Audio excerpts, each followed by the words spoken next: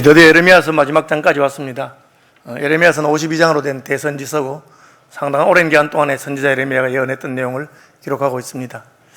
결과가 좋았으면 참 좋으련만 예레미야서 52장을 보면 결국 유다와 예루살렘 성이 함락되고 예루살렘 성벽과 성전은 무너지고 고관들과 귀족들과 모든 백성들의 집은 다 불타고 그리고 백성들은 바벨론의 포로로 잡혀가거나 바벨론 군대에 의해서 멸망을 당하는 그런 안타까운 결과가 나와 있습니다.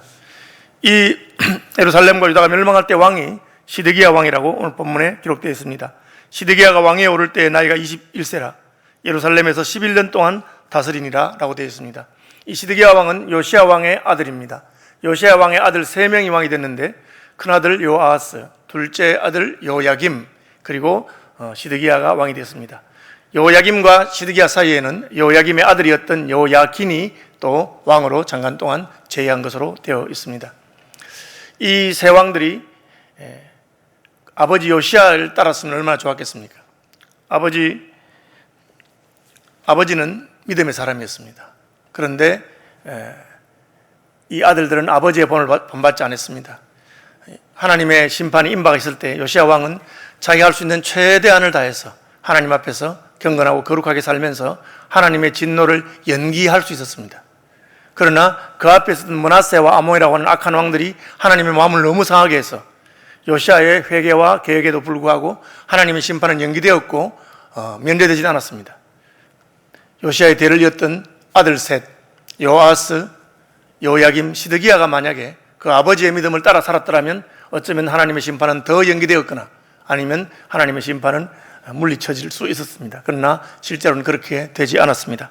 오늘 본문에 보면 그는 11년 동안 다스리면서 여호야김의 모든 행위를 본받았다. 그의 악한 형의 모든 행위를 본받았습니다. 우리는 본을 받을 때 좋은 것은 본받기 어렵고 나쁜 것은 본받기 쉬운 것을 알아야 됩니다. 우리가 죄된 본성이기 때문에. 그럼 애들도 보면은 학교 가면 욕 같은 거는 잘 배웁니다. 친구들이 욕하면 잘 배우고. 그러나 바른 말, 고운 말은 오랫동안 훈련을 해야 됩니다. 우리는 그것이 우리 속에 있는 죄성이고 이 시대와 마귀가 우리를 흔들어서 악한 길로 이끌고자 하는 그런 시대의 풍조, 세상 풍조가 있다는 것을 알아야 됩니다. 시드기야는 왕이 되어서 11년 동안 통치하면서 유다의 마지막 왕으로서 하나님 앞에서 마지막 기회를 받았습니다.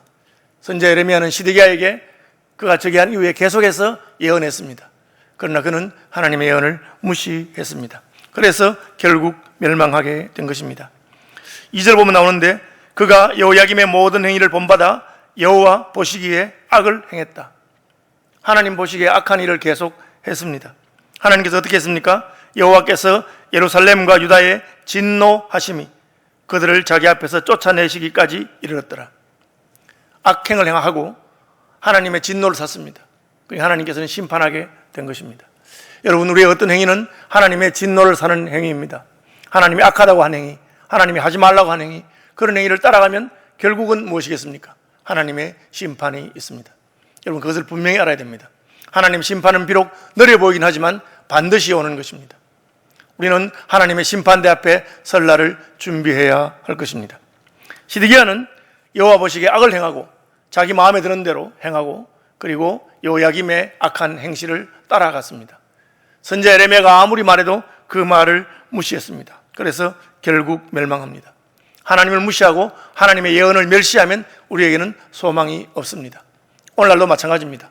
우리 하나님을 존중해야 됩니다. 하나님께서는 자기를 존중하는 자를 존중할 것이라고 말씀하셨습니다. 우리 하나님을 구하고 겸손하게 그의 은혜를 구하면 하나님 우리를 구원하실 것입니다.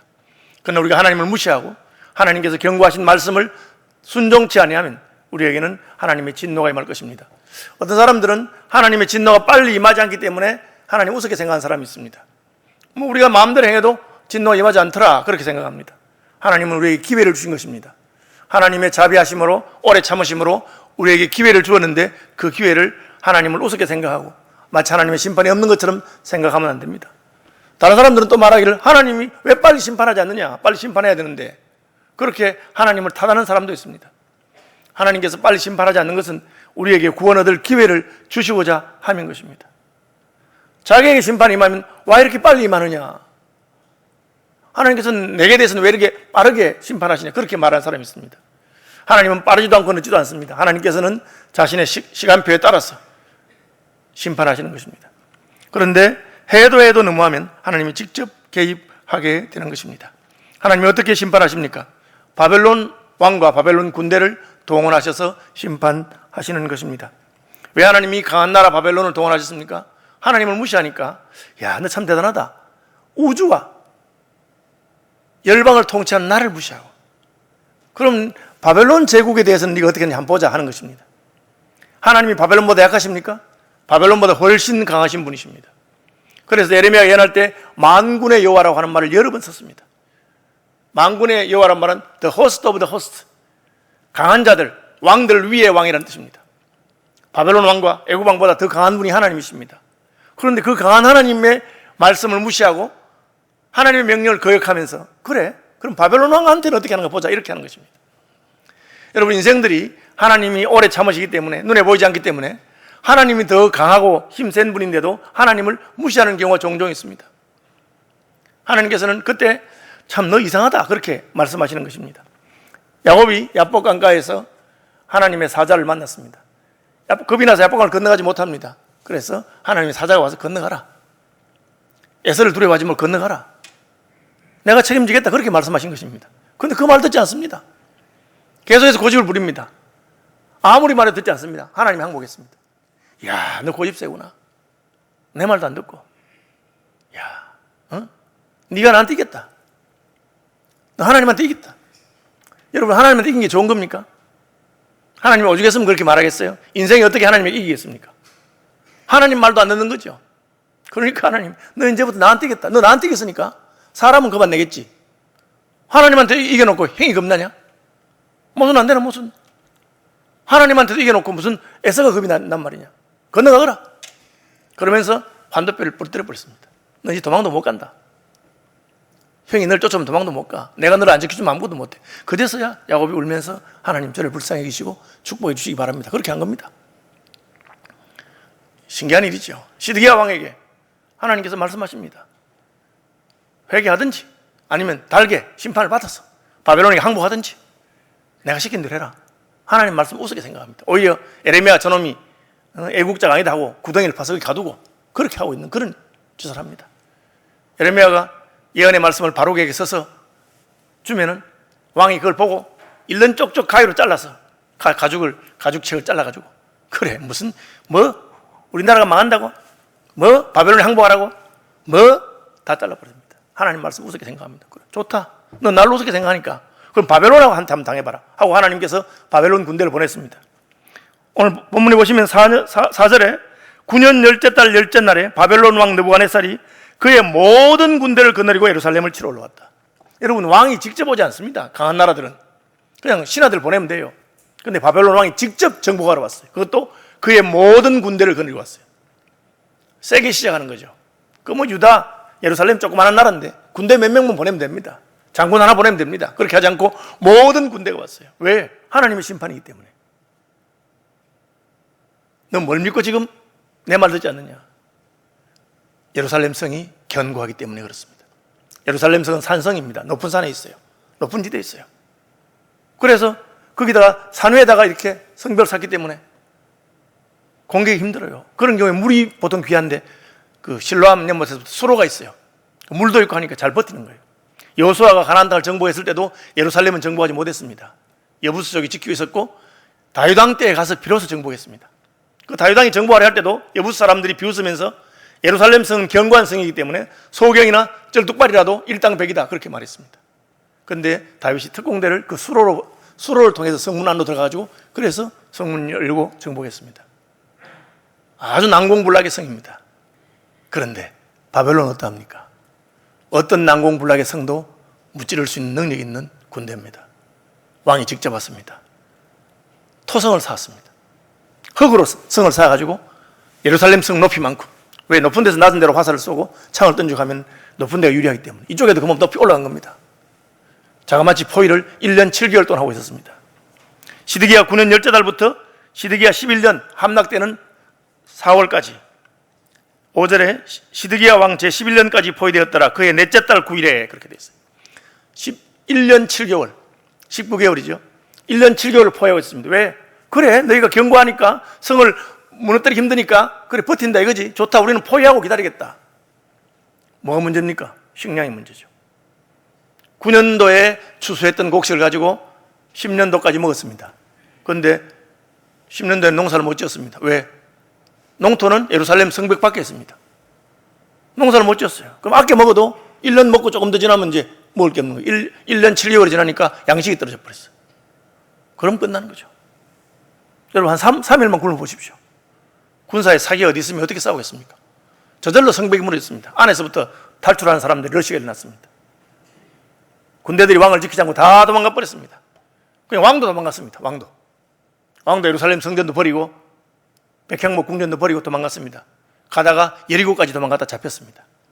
예루살렘에서 여리고까지 한참 가는 거죠. 끝난 거예요. 왜? 하나님 진노했으니까. 너 나를 우습게 보는데 그러면 나보다 저 밑에 있는 바벨론 왕의 군대하고 한번 붙어봐라. 바벨론 왕의 군대 앞에서 꼼짝도 못하고 그냥 문 꽁꽁 그러다 잠그고 성벽이 강하니까 견딘다고 생각했지. 1년 7개월 만에 성벽은 무너지고 다 정복됐습니다. 어떻게 합니까? 성전과 궁궐을 불태워버렸습니다. 여러분, 예루살렘 성전과 다윗의 백향목 궁전은 유대 백성들의 긍지와 자랑의 상징이었습니다.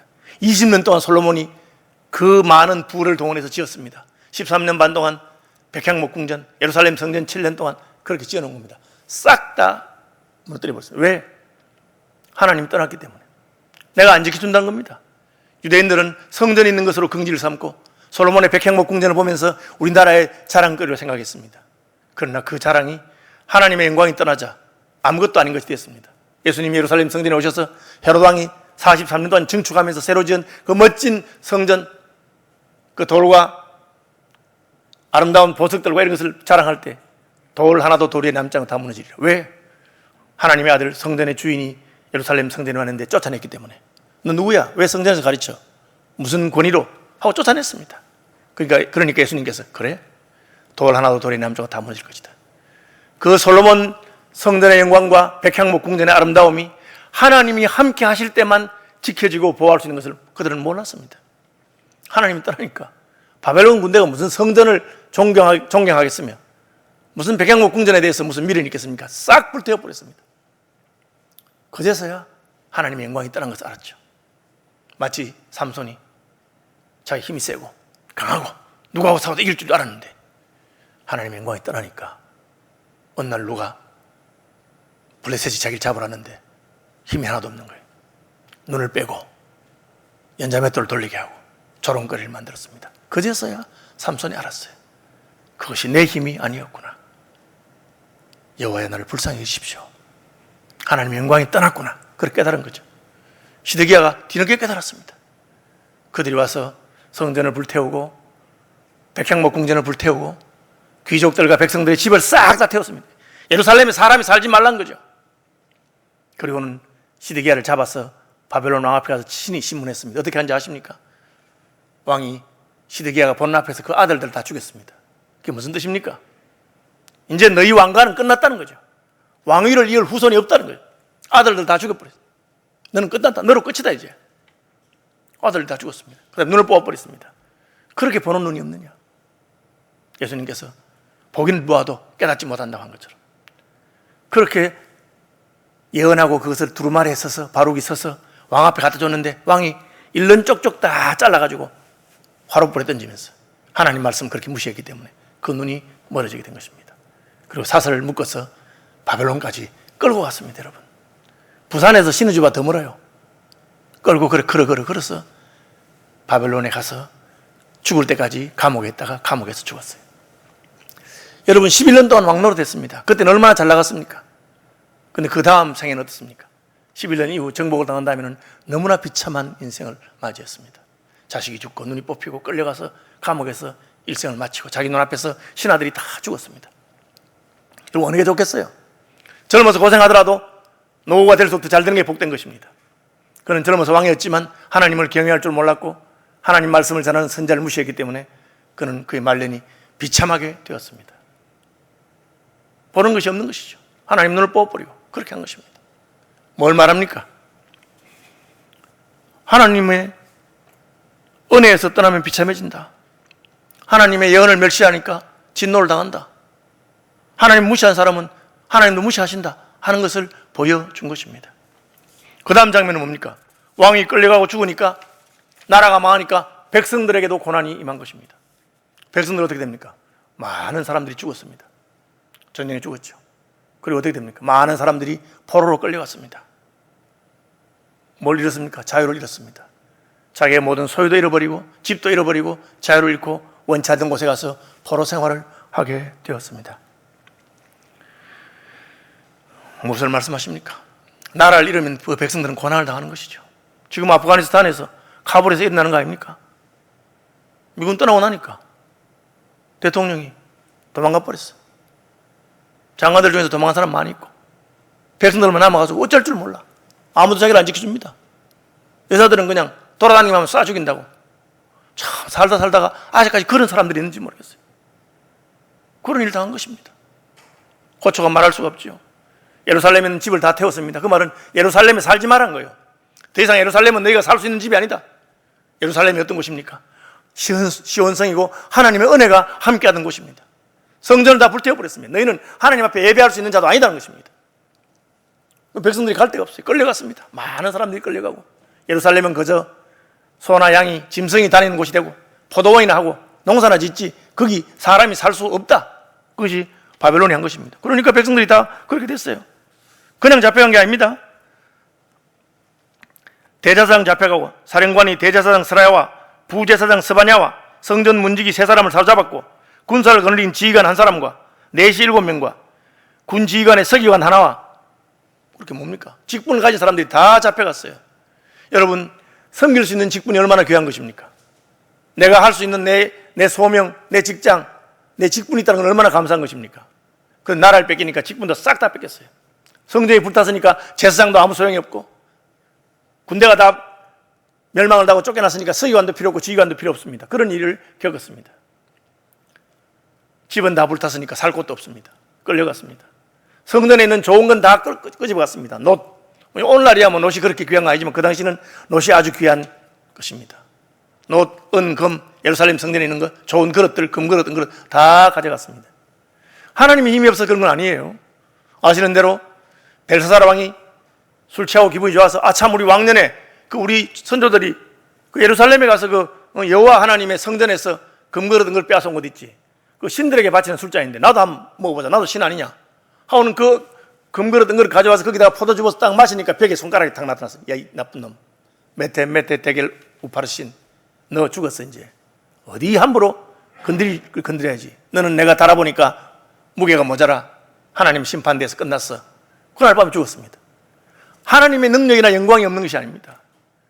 하나님의 맡겨주신 성전, 하나님 맡겨주신 약속의 땅, 도성 예루살렘, 유다를 맡았던 그 청지기들이 그것을 잘못 관리하니까 하나님께서 빼앗아가신 것입니다. 너희에게 주지 않겠다는 것입니다. 이 포도원은 하나님께 충성하는 자에게 다시 주겠다고 그렇게 빼앗아간 것입니다. 그 일이 일어나게 되었습니다. 약탈을 당하고 백성은 포로로 잡혀가게 되었습니다.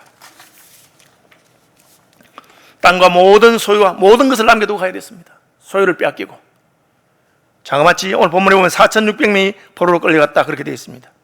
많은 사람이 죽었고, 또 그 중에 쓸만한 사람들은 다 잡혀가고, 그리고 이제는 그냥 가난하고 힘없고 그런 사람 몇 명 남겨서 여기 살지 말고 포도원하고 또 목축을 하고 그렇게 짐승이 사는 곳으로 만들어라 그렇게 했습니다. 이것이 나라를 잃은 자의 슬픔입니다. 그제서야 우리가 하나님의 나라 백성이었던 것이 얼마나 귀한 것이었는 걸 깨닫습니다. 왜 그렇게 됩니까? 하나님의 나라인데 하나님이 떠나니까. 하나님 떠나니까. 이걸 모세는 알았어요. 가나안 땅에 가라. 내가 가나안 땅 주마.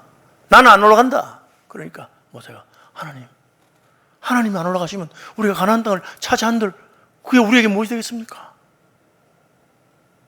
제 목숨을 취하시더라도 그렇게 하지 마십시오. 여러분, 하나님의 나라는 하나님이 함께하기 때문에 강한 것입니다. 유다보다 더 강한 나라 애굽도 있고 아수도 있고 바벨론도 있습니다. 그러나 하나님이 지켜줄 때는 그 어떤 나라도 그 나라를 건드리지 못했습니다. 하나님 영광이 떠나니까 이제는 왕은 잡혀가서 죽고 백성들은 수치를 당하고 그렇게 된 것입니다. 여러분, 우리에게 무엇을 말씀하십니까? 하나님을 붙들으라는 거죠. 하나님 붙들어라. 하나님만이 늘 지킬 수 있는 분이다. 하나님 떠나면 아무것도 아니라는 겁니다. 저는 우리나라도 마찬가지로 생각합니다. 여러분, 우리나라에 대해서 무슨 그 2차 세계대전이 끝나고 우리나라가 해방될 때 대한민국이 뭐 괜찮은 나라 될 거라고 생각하는 사람 아무도 없습니다. 그냥 미국 쪽에서는 일본 내 그 밖에 있는 일본을 그 보호해주는 울타리 하나로 그냥 생각한 겁니다. 그래서 그냥 금 38선 딱 꺼가지고 소련하고 러시아하고 갈라가진 그거예요. 그런데 하나님은 우리나라를 긍휼히 여기셨고, 여러분, 제가 뭐 지금부터 한 20, 30년 전만 해도 일본을 추월한다 상상도 안 됐어요. 뭐 어떻게 추월합니까? 그 당시 벌써 30년 차이 났고 점점 더 벌어진다는데, 그런데 이런 일이 났습니다. 우리가 잘나서가 아닙니다. 하나님의 은혜가 긍휼이 있은 거죠. 나라를 빼앗기고 나서야 깨달은 겁니다. 우리가 힘이 있어서 이 나라를 지킨 것도 아니고 하나님께서 우리를 불쌍히 여겨주셨구나, 그걸 깨달으라고 한 겁니다. 그걸 깨달으라고 선지자를 통해서 계속해서 말했는데 못 깨닫고 나라를 잃고 나니까 그제서야 어머나 이랬구나 애통하게 된 것입니다. 그 끝이면 이제 심판으로 끝인데 마지막에 또 약간 다른 부분이 있어요. 31절, 유다왕 여호야긴이 사로잡혀간 지, 여호야긴은 시드기야 앞에 있는 왕입니다. 시드기야의 조카입니다. 여호야김의 아들이죠. 여호야긴이 사로잡혀간 지 37년, 여호야긴이 잡혀가고 그 자리를 시드기야가 이어받았어요. 시드기야가 11년을 통치했으니까 시드기야가 11년 뒤에 이제 나라가 망하고 끌려가고, 이미 여호야긴은 11년 동안 감옥 생활하고 있는데 시드기야가 왔다가 시드기야는 감옥에 죽었어요. 그리고도 27년이 지났는데 여호야긴이 37년 동안 감옥 생활하고 있는데 갑자기 에윌 모로닥 왕의 즉위 원년, 느부갓네살이 죽고 그 다음 왕 에윌 모로닥 왕이 즉위해서 그 즉위 원년에 12째 달 25째 날 12월 25일이네요. 성탄절. 물론 이제 이거는 음력이니까 같은 날 아닌데 어쨌든 12월 25일 성탄절 특사가 나온 거예요. 그래가지고 37년 동안 감옥에 있던 여호야긴을 석방하라고 해요. 왜 이 이야기를 기록해놨을까 갑자기? 뭘 말합니까? 임금 멋대로라는 거지. 바벨론 왕이 가두어 놓았습니다. 눈도 뽑기도 하고 죽이기도 합니다. 그 전에 잡혀와서 어릴 때 잡혀온 여호야긴인데 갑자기 왕이 등극하더니만은 올해 특사는 누구 할까 보다가 유다에서 잡혀온 그 여호야긴 왕이 있네. 그 왕 특사 사면, 그리고 우리나라에 포로로 와 있는 왕들과 같이 왕으로 복귀. 나라는 없어요. 나라 없어 왕으로. 그리고는 내 식탁에서 같이 먹고 매달 필요한 것 생활비도 다 줘라. 그렇게 한 겁니다. 이게 뭡니까? 임금이 멋대로 하는 거죠. 아무도 이를 달지 않습니다. 왜? 그 세상 법칙이기 때문에. 시드기야가 와서 시드기야가 끌려와서 눈이 뽑혀도 감옥에 갇혀도 아무도 이를 달지 못합니다. 왜? 이긴 놈이 멋대로 하기 때문에. 진자는 이긴 자의 종이니까. 그 세상 법칙입니다. 그런데 왜 하나님한테는 그래 안 하냐 그 말이에요. 하나님이 더 큰 왕이고 하나님 멋대로 하는데 하나님 하는 거에 대해서는 사사건건 시비를 걸고 왜 나한테 이렇게 하시냐고, 왜 그렇게 말하냐고요. 하나님 하신 대로 그대로 순복한 사람 하나 있습니다. 욥이지, 욥. 주신 분도 여호와시오, 취하신 분도 여호와시니 여호와 이름이 높임을 받을지로다. 왜? 그는 높으신 분이시오. 그는 우주의 왕이시니 하나님 하시는데 나는 불만 없습니다. 주님 기쁘신 뜻대로 하시되 나를 불쌍히 여기시고 나를 긍휼히 여기십시오. 다윗도 마찬가지 아닙니까?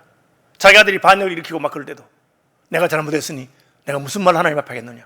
하나님이 나를 불쌍히 여기시기만을 바란다. 그랬으면 얼마나 좋아. 그걸 보여준 겁니다. 지금이라도 새로운 왕이 나타나서 감옥에 갇혔던 여호야긴을 끄집어낸 것을 봐라. 나는 누구냐?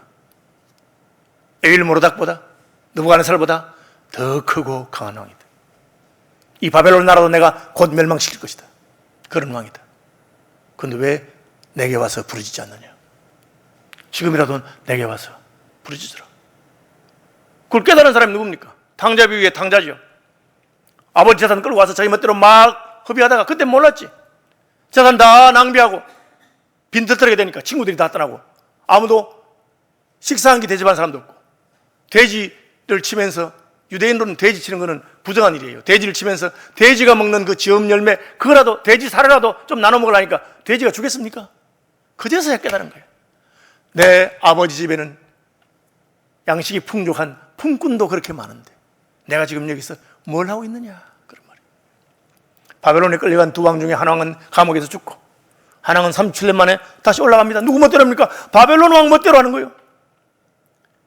세상의 왕들도 다 멋대로 하는데 내가 하나님한테 가서 그분은 우리를 사랑하시고 우리를 불쌍히 여기시는 분 아니었던가. 하나님 살려달라 했으면 하나님 이렇게 하시지 않았을 건데 그걸 깨달으라고 마지막에 그 말 넣어놓은 겁니다. 잡혀갔으나 37년 만이라도 하나님께서 에일 버릇하게 마음을 움직이니까 야, 너 나와라. 이제 그동안 고생했지? 이제부터 너 왕이야. 내가 왕에 맞는 그 녹봉도 주고 너 나하고 같이 식사해. 바로 회복시킨 겁니다. 하나님 얼마나 회복시킬 수 있겠느냐. 그걸 깨달은 거죠. 그걸 깨달으라고 적어놓은 겁니다. 여러분, 우리가 힘들고 어렵고 나라가 망하고 소망이 없어 보일 때 누구에게 가야 됩니까? 예수님께 가야죠. 나를 사랑하셔서 자기 몸을 십자가에 달아 죽이시고 우리를 구원하신 그 왕이십니다. 그러면서 주와 함께 왕노릇 할래? 너 나와 함께 왕노하겠느냐? 그렇게 말씀하시는 분이십니다. 슬프게도 시드기야는 그 주어진 11년의 시간을 낭비하고 기회를 놓쳤습니다. 그러니까 하나님의 진노가 임했고 하나님의 진노가 임하니까 이거는 그냥 있을 수가 없는 왕으로 있다가 아들 죽고 눈 뽑히고 끌려가서 감옥에서 죽습니다. 소망이 완전히 없죠. 그럼 그때라도 주께로 돌이키고 불쌍히 해달라고 하지 않습니다. 여러분, 회개도 아무나 하는 게 아니에요. 하나님 할 마음을 주셔야 하는 거죠. 뭐 어려워진다고 되는 거 아닙니다. 기도도 마음대로 하는 거 아닙니다. 하나님 기도할 힘을 줘야 하는 거지. 뭐 나는 젊어서 잠이 많아서 못하는데 늙으면 늙고 잠 없어지면 기도할. 여러분, 늙고 잠 없어도 기도하는 게 아닙니다. 은혜를 줘야지. 엉뚱한 짓만 하는 거지. 그 인생입니다. 그걸 가르치는 겁니다. 지금이라도 주께로 돌아가서 하나님 나를 불쌍히 해주옵소서. 살려주십시오. 그럼 하나님은 할 수 있어. 왜? 에일 모르다고도 하는데 하나님 왜 못하겠어요? 그걸 가르친 겁니다. 더 크신 하나님이시다. 바벨론 내가 다 멸망시킨다 안 했나? 이미 예레미야를 통해서 다 예언해 놓으신 거예요. 그런데도 시드기야는 비참한 결과를 맺습니다. 왜 하나님이 여호야긴 살려줍니까? 아브라함에게 하신 약속, 다윗에게 하신 약속 때문이죠. 다윗의 후손 가운데 영원히 왕이 나겠다. 근데 시드기야 아들 다 죽어버렸어. 그러니까 먼저 끌려간 조카에게서 납니다. 마태복음에는 이 여호야긴이 여고냐라고 되어 있습니다. 그죠? 바벨론에 포로 잡혀갔을 때 여고냐를 낳고, 그 다음에 여고냐는 스알디엘을 낳고, 스알디엘은 스룹바벨을 낳고, 그게 나옵니다. 하나님께서 시드기야가 다 멸문당하니까 조카를 통해서 또 그 다윗의 후손이 나게 하신 것입니다. 뭘 말합니까? 언약에 신실하신 하나님. 우리가 가서 매달리면 됩니다. 예수 그리스도로 말미암아 저와 여러분에게 구원의 언약을 주시고 축복의 언약을 주시고 성령 충만의 언약을 주시고 평화의 언약을 주신 분입니다. 지금이라도 가서 주님 잘못했습니다. 주님 나를 살려주십시오. 저에게는 예수님밖에 없습니다.